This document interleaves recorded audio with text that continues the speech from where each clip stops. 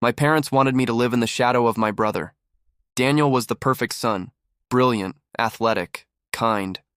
Everyone loved him. He was 3 years older than me, and growing up, I remember always hearing about his achievements. He was the top student, the star athlete, the one who never disappointed. And then, one tragic night, he was gone. A car accident took him away when he was just 17.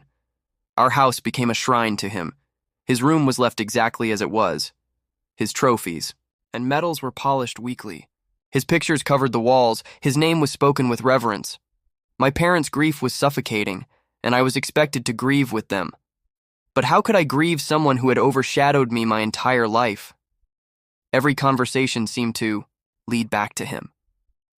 Every time I struggled in school, my parents would remind me how effortlessly Daniel had excelled. If I forgot something, they would say, "Daniel would never have been so careless." On my birthdays, my mother would grow quiet, lost in memories of celebrating Daniel's birthdays instead. Even when I achieved something on my own, their praise was always tinged with comparison. Daniel would have been proud, they would say, as if my success only mattered through his lens. I tried to fit into their expectations, but I could never be him. I wasn't as brilliant. I wasn't as athletic. I wasn't Daniel. I was just me, a pale reflection of the son they had lost. When I got into college on my own merit, I thought, for once, they would see me, acknowledge me. But on the day I packed my bags, my father handed me one of Daniel's medals. "Take this with you," he said. "Let it remind you of who you can be."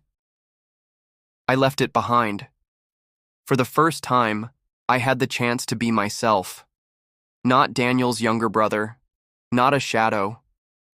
Just me, and that was enough.